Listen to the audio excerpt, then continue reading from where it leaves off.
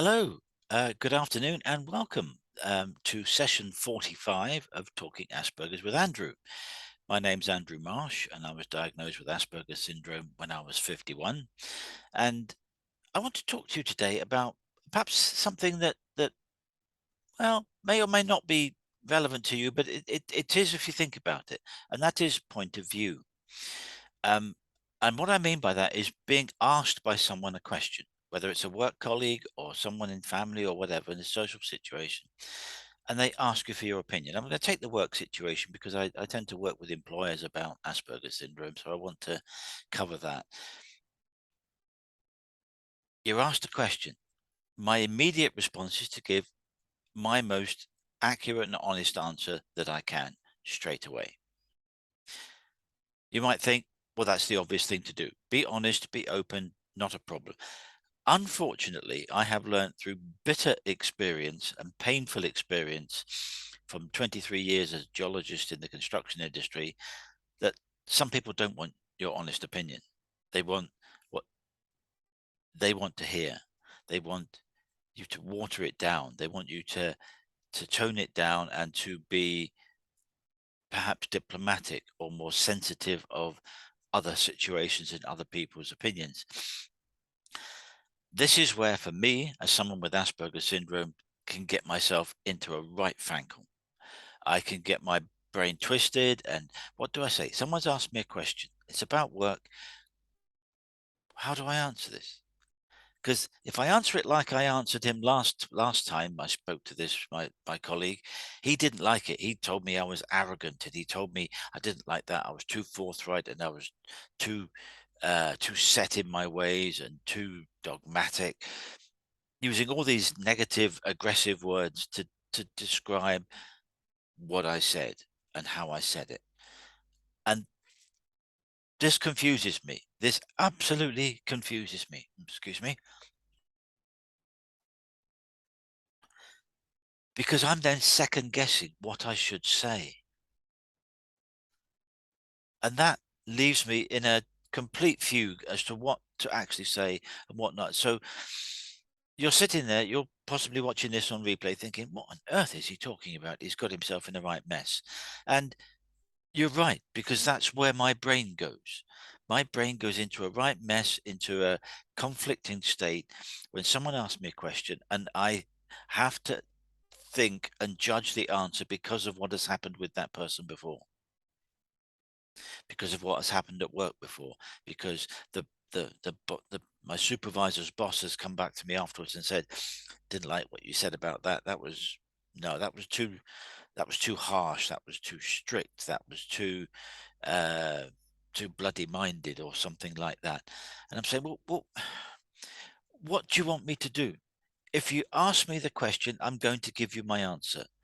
If you want me to sit and second guess what this person, how I should filter what I say because of this person and and how they view the world, but how do I do it with another person? Do I filter in a different way because someone else is going to be responding to that or have that information? That confuses me. That makes me doubt, makes me question my own opinion. I would much rather you say to me, I want your opinion. Let's talk about it, and we can perhaps interrogate or question why and how you've come up with that opinion. That's much better for me to have a discussion about what you want to talk about than you getting um, angered or concerned about the words and the phrasing that I have used to express my opinion. The problem comes when I had some experience in being a geologist, and so I was confident in what I was saying, confident in what I was doing, knowing that I recommend we do it this way because if we don't, then this will happen, which is not good. And that leads to a secondary problem of expressing your opinion and people not liking it. And they think, oh no, maybe that's not right. We should do something else. Because I will then say, well, if we do it that way, then that might lead to this problem or that problem, or it won't be as good quality, or it might have an impact on time, or it might have an impact on cost. And all of these things add up to not a better solution in a rounded way than the one that I've recommended. The problem then becomes when they don't listen to my opinion, they take a different point of view, which they are entitled to do.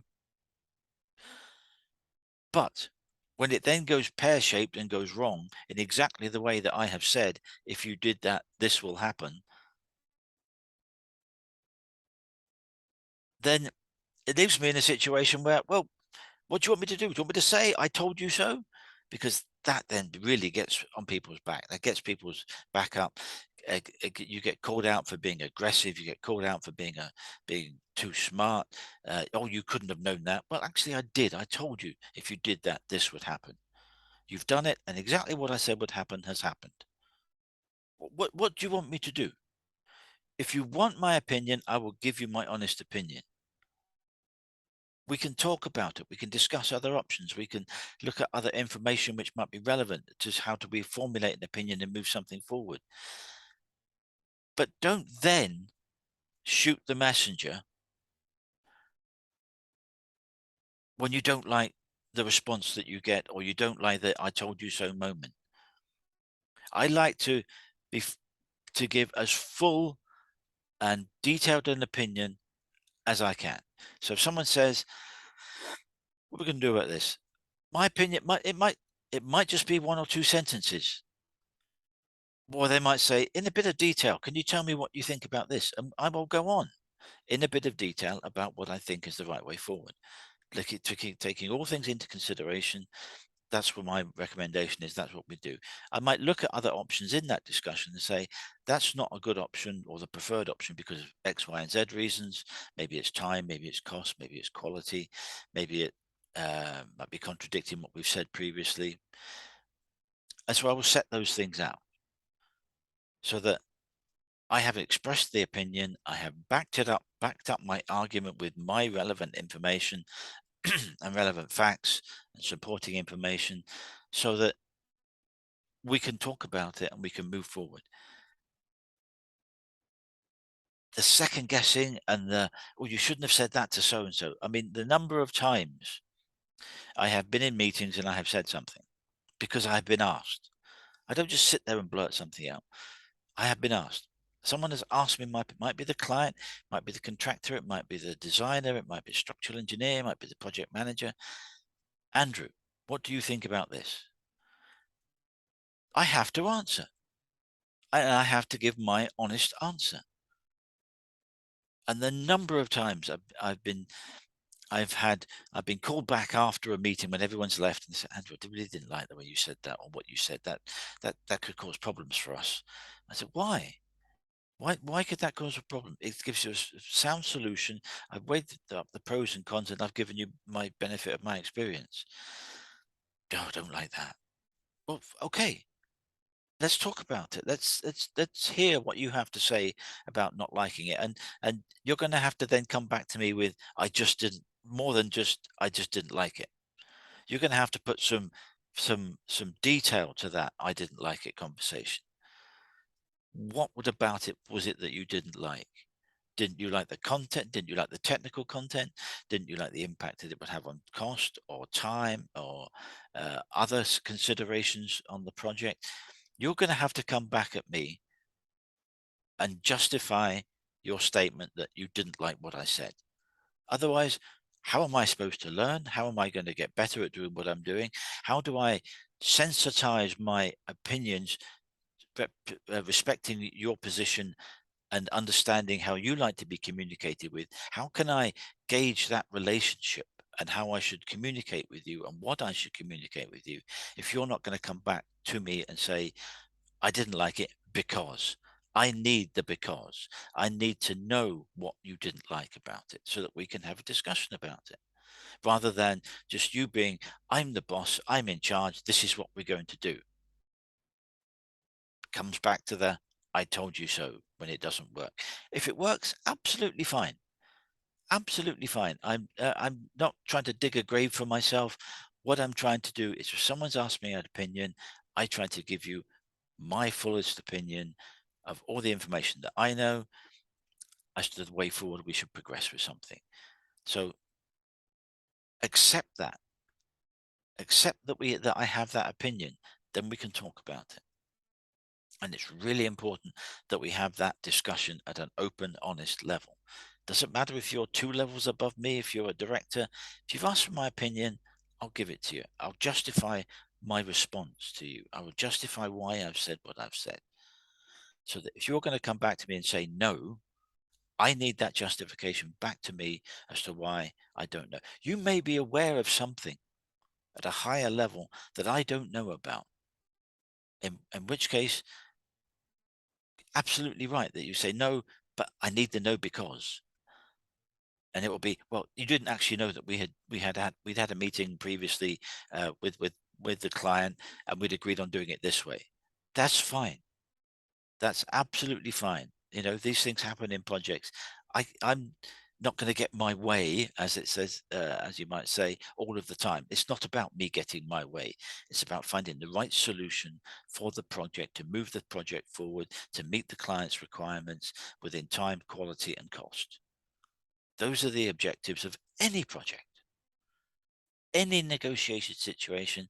Those are your objectives: time, cost, quality. Where do we sit? Does the client prefer a much higher quality, in which case there may be a higher cost to that? If they're happy with that, that's fine. I've worked with some clients who really wanted the top-notch solutions for something. They were prepared to pay for it.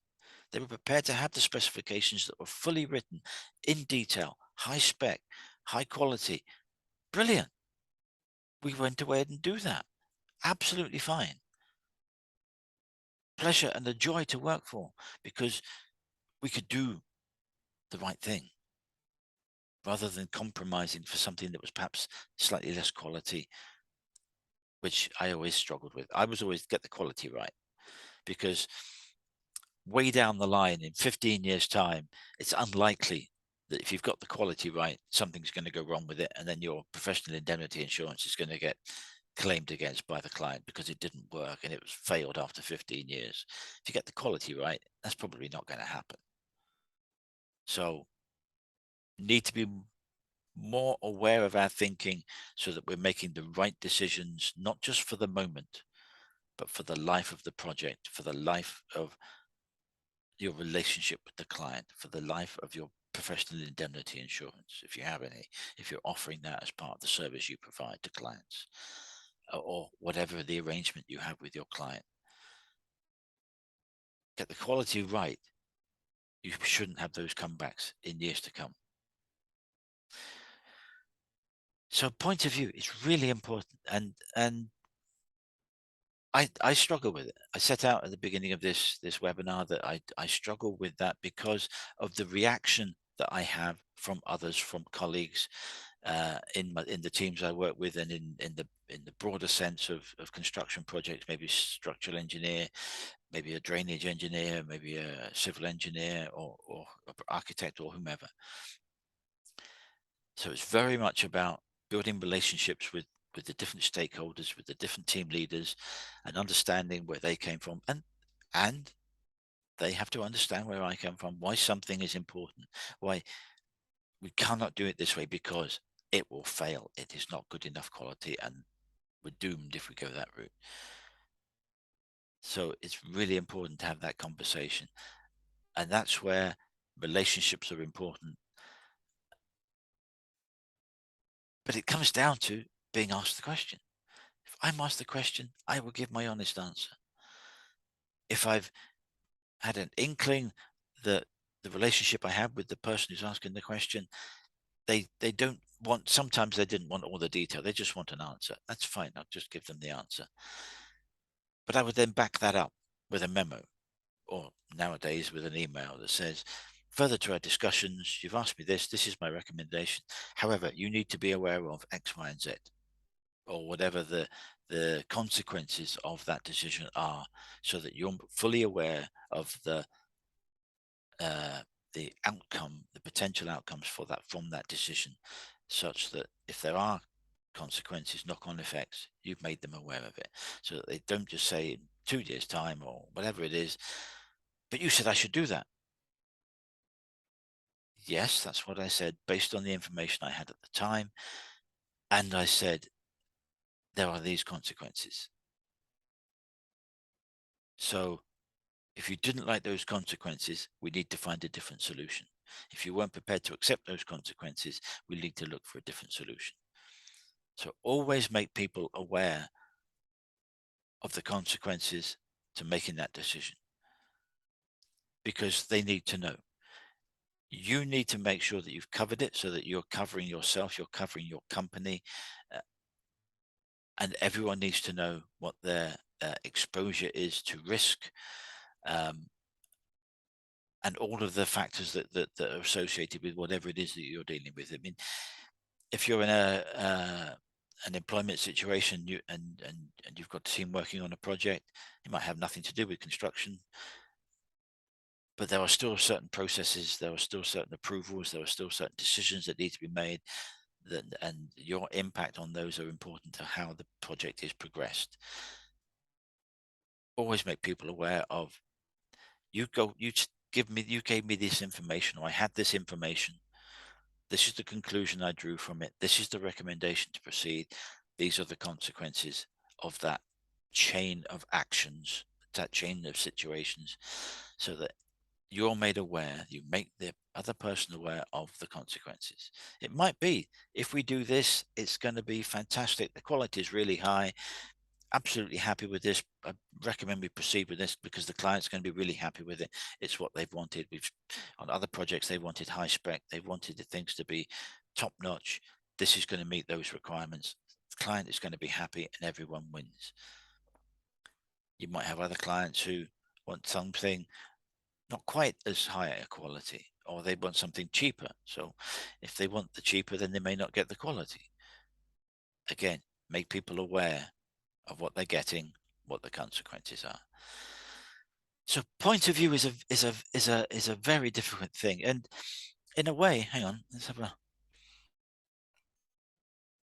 If we look at point of view in another perspective, from an Asperger situation, if someone's asking me, or someone's asking someone who has Asperger's syndrome, and you're working in the team about have a question about the project you're working on, it gives the person with the Asperger syndrome or autism the opportunity to be innovative, to think, to use their lateral thinking, their different thinking, the way their brains are wired differently, to come up with different solutions. Now, these might be absolutely fantastically brilliant ideas that could revolutionize how you approach that particular project. It might be an idea that isn't suited to that situation that you have, but it might work for the next project that you work on. So to be aware of that if someone who has Asperger's is given the opportunity to free think, to think out of the box, they might come up with a fantastic solution to the problem that you are trying to overcome. And that is brilliant, because innovative solutions become innovative ideas. It means your business is going to thrive. It means your employees are going to be happy. They're going to feel valued because people are listening to what they say, and things are taken up and they're developed and produced in the nature of the work that you do. And these are important parts of generating new business, of meeting the demands of your clients by producing better and better things with new innovation. So from a simple question, has anyone got any ideas about this? The guy with Asperger's syndrome, the person with Asperger's syndrome, may have just the solution to that problem. Allow them to express that. Don't bottle them up and say, no, we don't want you to answer any questions. We didn't like the one you answered last week. Don't say that. Say, let's have an open and frank discussion about how we can solve this problem and move it forward. And everyone's contribution is valid. And give that person who has Asperger's syndrome the opportunity to express what they're thinking. Because it might just be that they've come up with a solution to a long-standing problem that you have, that you've never been able to adequately address. They might say, well, how about if we looked at it this way? We might solve the problem. how about if we did this? We could have come up with something new, something different, which is a new product, new process, new system, new procedure to move the project forward and to deliver to the client so that the client gets the best decisions and the best advice that you can give them from your business point of view. That is what you want from your business. You want your teams to deliver quality work, innovative work. And so someone with Asperger's syndrome may just be that key element, that key element that you have in your business, that spark that can be just light the touch paper and allow things to develop and grow and build and produce better work, better services to your clients, which is what you want. You have happy clients. Guess what? Happy client will come back to you and say, got another project. Let's go for this. Let's do this. We'd like to engage you for this project. Let's set out how we're going to do what we're going to do. Because it's much easier to retain and get repeat business from a satisfied client than it is to try and find another client. That's to spend a marketing budget servicing, trying to find new clients, doing all of those capability statements, doing all those brochures, doing all those leaflets, putting all that stuff on your website. Time, money. If you're serving your existing clients well, they will come back to you. Yes, there is no problem finding new clients. The option of finding new clients, but when you have to rely on finding new clients because the ones that you're servicing aren't coming back to you, that's when your business is going to struggle. So if you're doing innovative work and you're using all of the skills that you have available to you, people who have Asperger's syndrome or autism, or people who are otherwise neurodivergent, or someone uh, who's different because they come from a different country, maybe someone from Asia or from Eastern Europe or from the Americas, they may have come across this problem before. They may have dealt with it 20 times already. So that's where your diversity comes into account. Having people from all sorts of walks of life, all abilities doing different things, is how you get great work and how you can build great teams to service your clients well. I know I'm getting slightly off tack there, but it's how everything is interrelated. Everything is interrelated. How you do what you do, and so your point of view is not just your opinion; it's your abilities to think about doing things in a different way, to solve outstanding problems, to come up with a new solution to a problem that you may have had, that your industry has. Well, how good would it be if you were the company who employed the person who has Asperger's syndrome or autism or ADD or OCD or whatever it was, who could come up and fix that problem? You'll be a market leader, which will attract top quality clients, which means you get paid well for what you do. All comes back to how everything is interconnected. And it all starts from building teams and having leadership for those teams, not managers, leaders. It's absolutely crucial that you have leaders within your teams to inspire your workforce to bigger and better things, rather than a micromanager who's standing clock watching. He's a minute late, he's 30 seconds late, he's 2 minutes back, he's 2 minutes late back from his lunch break. If you have people in your organization are doing that, think very hard about how you are getting the best from your employees. Because if you've got a boss who's clock watching and nitpicking and writing people up for being a minute late and all of these things, you're not going to get the best from your teams. You're not going to get the best from the individual. Then you're not going to get the best from the colleagues around them, because they're saying, oh my God, he's been written up for being a minute late. What's going on? What's all that about? You're not going to be then giving your best for that boss, because they're not supporting you in how you do your work. So you're looking for leaders, not managers. We're in the 21st century now, guys. Come on, let's have leaders. In the third decade of the 21st century. Let's have leaders who can lead and inspire your teams to be as best as they can be, who allows and welcomes and encourages people who think differently to express themselves and to voice their opinion, because it might just be the solution that you have to a problem that you've got. Might be the way to solve a problem. It's great. That's what you want. So coming back to what I said right at the beginning about talking about point of view today, it's really important that if you're asking someone for their opinion, you listen to their opinion, you discuss what they've said, and you talk about it. If you don't like what they've said, to have the discussion. Don't just cut them off and say, no, that's rubbish, that's wrong, that's dreadful. Because A, the person that you've given the opinion isn't going to learn anything. And B, they're not going to likely to volunteer anything next time if you're just going to keep cutting them down and shutting them off.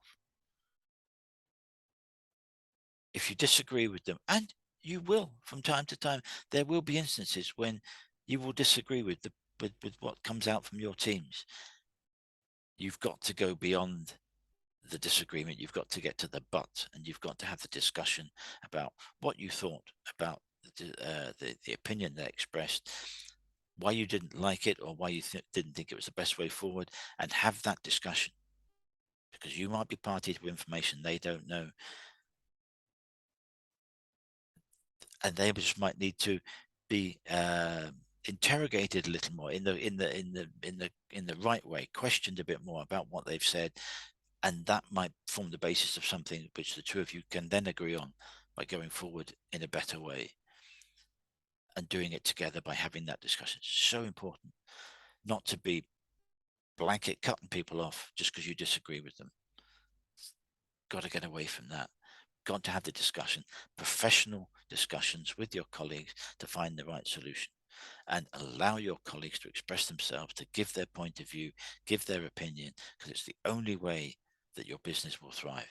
Because your managers and your leaders and your supervisors will not know all of the answers to all of the things that your teams are doing. I can guarantee you they will not. They might be incredibly knowledgeable and they might know an awful lot about most of it, but they will not know all about all of it. That's why you have people working for you. That's why you have diverse teams working for you, so that they can fill in the gaps, give better information, use their innovative ideas to come up with better solutions that supports the manager, supports the leader, so that that can be taken forward to the next level within your organization. So point of view, really important topic. And it's something that's overlooked from a neurodivergency point of view. Um,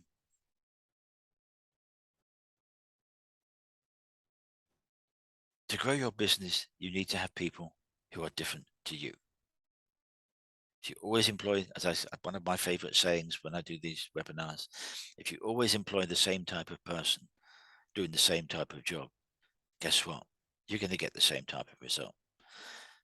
To move your business forward, to come up with innovative new ideas, new solutions to problems, you need to be diverse. You need to have people from all walks of life, different opinions, different backgrounds, different skill sets, different cultures, races, gender, sexual identity, the whole range of society that is out there. You need to represent, because the wider you spread your wings and employ people, the greater your resource pool of skills will be. And from that increased skill set within your resource pool, you will have the better opportunity to find better solutions and do better work to support your clients. What's wrong with that? I think we would like that, wouldn't you? So allow people to express themselves, allow people to give their point of view and to justify it. Because if you give them that opportunity and you are seen to be professional about it, you're seen to question them. Oh, no, wasn't expecting that. Explain that to me in a bit more detail. And you have that conversation. You are building a relationship with your teams. And that relationship is the cornerstone of your business. if that relationship is good, built on respect and mutual understanding, and done from a leader who is leading and inspiring your teams, everyone will grow. Your team will push you up. People will emerge from that to be the next level to you, so that you can move up, and everyone grows from within. Fantastic. It's what you want. So allow people to have a different point of view to you. Allow them to have that. Give them the opportunity to express it. See where that goes. See where that takes your business. See how that builds your team spirit and builds your teamwork to develop and to deliver what you're delivering for your clients, for your company, for your people that you're working for, and who are paying who are paying you to do. Point of view, often overlooked. Micromanaging doesn't work. So please, if you are an organization that has people clock watching, please get in touch. I'd love to have a 15-minute, half an hour free consultation with you to talk that through with you on how you can get better at inspiring your teams to do better work, so that they can express themselves, to develop your business, rather than have people who are clock watching, being written up because they're a minute late, 2 minutes late, or they were back late from lunch. People are going to get flat tires on the motorway coming into work. The bus is going to be late. There's going to be a flood on the railway line, which means that they can't get in on time. Just say, yep, no, you're in. Good, thanks for coming in. Appreciate that you're making it, because I understand your journey was difficult. And just talk to them about how they're going to make up the time, because they will probably have already in their own mind said, I'll just stay back an extra half hour tonight, or I can't do it tonight, I'll do it tomorrow night. That takes away an entire level of problem that doesn't need to exist. Yeah, I know I was late. I'll catch up tomorrow. No problem. Great. Thank you. Do you need any help with what you're doing today, or are you okay to carry on? That's all you need. That's what a leader does. So don't have clock watchers, have leaders, and allow your leaders to and encourage your leaders to allow your people to express themselves, to give their point of view, because that's how they grow as an individual, the team grows as a unit, and your business grows as an entity, and it serves your clients well. And that's what you want in the third decade of the 21st century. Last thought. The 1980s started 42 and a half years ago. We need to do better than what we did in the 1980s. We know how to do what we need to do to develop our businesses nowadays. We know how to do it. Let's implement it. Let's have a diverse workforce. Let them express themselves. And you will be amazed at what your teams will come up with to make your business fly. Do more of that. So my name's Andrew Marsh. Thank you for being on the call today, or if you're watching this on replay. If you have any questions, then please feel free to drop me a line. My website is aspergersmatters.com. There's a contact form on there, or you can email me at andrew@aspergersmatters.com. And I would love to have a conversation with you. If there's anything to do with diversity or Asperger syndrome, managing people with Asperger syndrome in the workplace, I have my own 7 steps program. Anything of that nature that you want to talk to me about, I'd be delighted to have that conversation. If you're on the spectrum and you've just been diagnosed, or you're on the spectrum and you don't quite know how to do some of these things that seem easy to other people at work, I'd love a conversation with you. I've got some tips and strategies that will be able to help you do those things better and help you work better with your colleagues. So that's me for today. Thank you very much for joining me. If you'd like to keep an eye on LinkedIn on Friday, I will be posting what next week's topic will be about. But until then, stay safe, have a great week, and I'll see you next time. Take care.